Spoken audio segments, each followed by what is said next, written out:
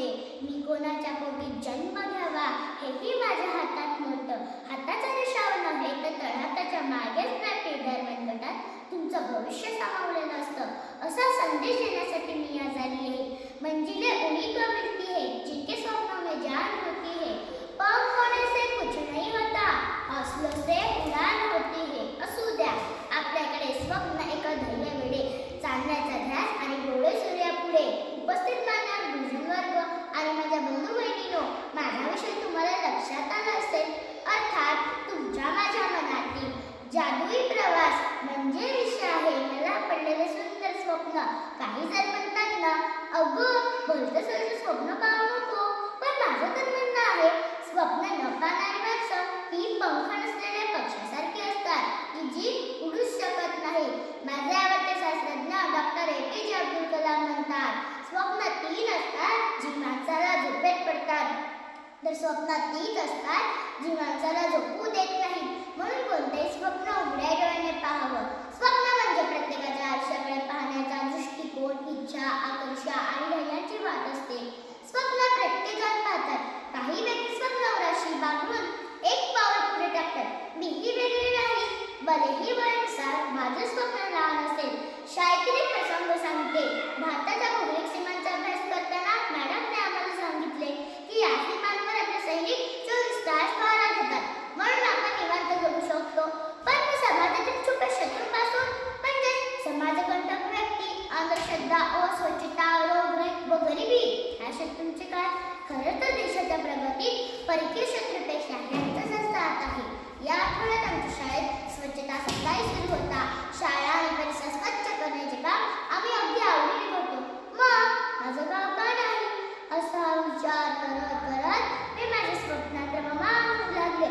असे म्हणतात ना, मनी वसे की स्वप्न दिसे, या उक्तीप्रमाणे स्वप्न सारिखा दृश्य नकोई, मन की गती सा प्रबल नकोई.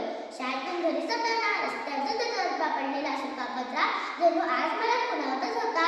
मी बॅगेतली पिशवी काढली. सर्व कचरा गोळा करत करत कधी घरी पोहोचले ते कळलेच नाही.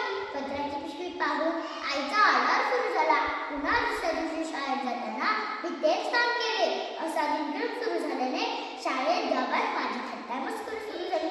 पण माझं लक्ष फक्त स्वच्छतेकडेच होतं. स्वच्छ रस्ते पाहून लोकही आता दारापुढे कचरा पेटी लावू लागले. जर त्यांनी माझ्यासोबत स्वच्छतेचा विडा उचलला होता. गावकऱ्यांच्या मदतीने रस्त्याच्या कडेला मोठी मोठी झाडे लागली. गाव हिरव्याने नटू लागले. लोकांचं आरोग्य चांगलं टिकाले ना. शाळेतून शिकलेले स्वच्छता घोषवाक्य सार्वजनिक ठिकाणी लावून घेतले. स्वच्छतेचा संदेश हा घरोघरी पोहोचला.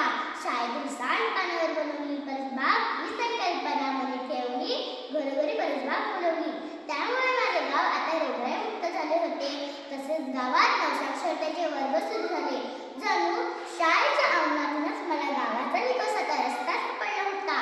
अशा पद्धतीने स्वच्छ व सुंदर माझे गाव नाव रूपाला आले. यावर्षीचा ग्राम स्वच्छता अभियान पुरस्कार माझ्या गावालाच मिळाला.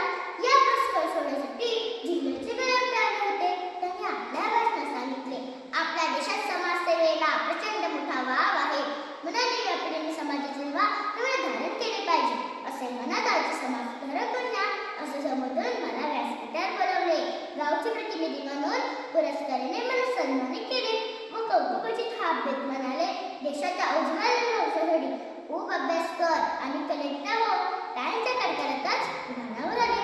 अचानक त्यांचे लक्ष माझ्याकडे गेले. त्या म्हणाले, अगो कोणत्या विषयात जमली होती? मी लगेच गमतीने माझं स्वप्न सांगू लागली. त्याने ऐकताच मला भरून कौतुक केले. शीघ्र मला स्वच्छता सप्ताह शाळेपासून ते गावाच्या विषयीपर्यंत राबवण्याचा निश्चय केला. वास्तवात माझं गाव स्वच्छ व सुंदर होऊ लागले. गुरु ठाकरेंनी त्यांच्या कवितेतच कसं म्हटलं आहे बघा, असे जगावे छाताडावर